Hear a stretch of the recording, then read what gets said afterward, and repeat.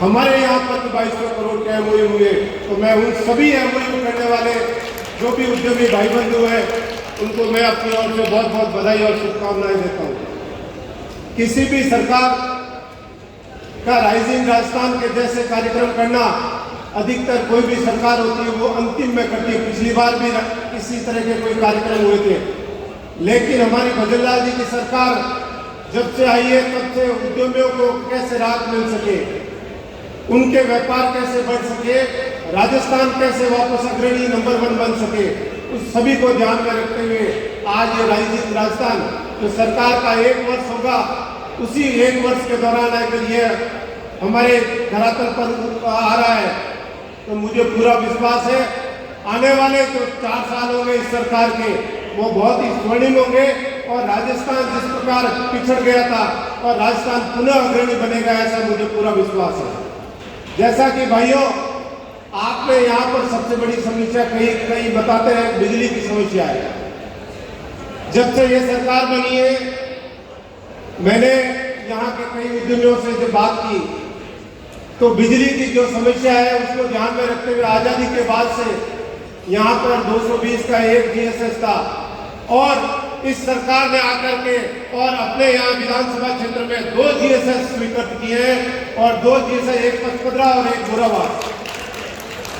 और जो जसोल के अंदर जीएसएस है उस जीएसएस के अंदर जिस प्रकार 100 MVA का ट्रांसफार्मर था अभी 160 MVA का ट्रांसफार्मर हुआ है, उससे भी अभी इन दिनों शायद आपको बिजली की समस्या से सामना करना पड़ रहा है। उसका कारण ये है कि वो ट्रांसफार्मर चेंज हो रहा है, उसको 15 से 20 दिन लगते हैं, उसका मुख्य रीजन ये है। इसके अलावा बालोतरा शहर की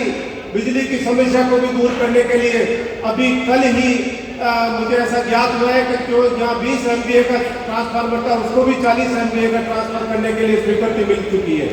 तो मैं आपको विश्वास दिलाता हूँ कि बिजली की हमारे इस क्षेत्र में बिल्कुल कमी नहीं रहेगी। फिर रही बात पानी की, मैं आपको जैसा अमीर सिंह जी साहब ने बताया कि हम दोनों लगातार इस कोशिश में है कि हमारे यहाँ पर नर्मदा का पानी, जैसे पोखरण खलसून का पानी तो आया ही है, लेकिन एक और अगर नर्मदा का पानी भी आ जाए तो यहाँ पर सोने पे सुहागा होगा और पानी की समस्या से निजात मिलेगा।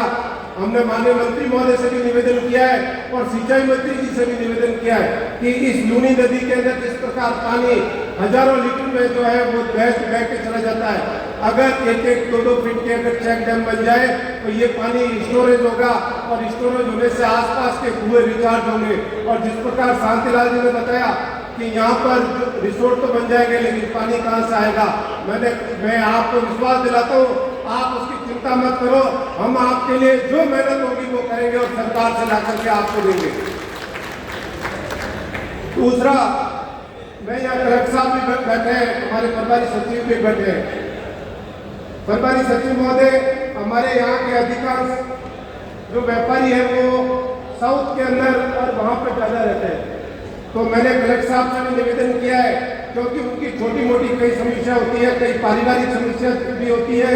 कई प्रशासनिक भी होती है। तो मैंने कलेक्टर साहब से अभी 4 दिन पहले निवेदन किया और कलेक्टर साहब ने बिल्कुल इस चीज़ को स्वीकारा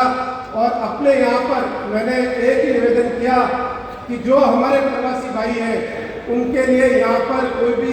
एक पर्टिकुलर एक अधिकारी होना चाहिए जो अधिकारी उनकी किसी भी समस्या को दूर करने के लिए यहाँ जोनल एक अधिकारी बने। तो कलेक्टर साहब ने बिल्कुल इस चीज़ को स्वीकार किया। उन्होंने कहा एडीएम और उसके सहायक में एक और अधिकारी को मैं लगा दूंगा। प्रवासी भाई जो भी हैं उनकी किसी भी समस्या के लिए, तो मैं ये कहता हूँ अगर ये अमीर सिंह जी के वहाँ पर भी होगा, सभी अगर क्यों बाड़मेर के अधिकांश बाहर रहते हैं और उनके लिए ये काफ़ी सुविधा के क्षेत्र में रहेगा। इसलिए मेरा आपसे ये भी निवेदन है कि इसको आप संपूर्ण राजस्थान हर जिले में इस तरह का बनाएं जिससे आम जो भी यहाँ का राजस्थानी है वो बाहर रहता है उसका किसी तरह का कोई कार्य हो वो एक प्रायोरिटी के रूप में काम हो और वो वापस यहाँ राजस्थान में कैसे बसे। क्योंकि मैं ये मानता हूँ कि जिस प्रकार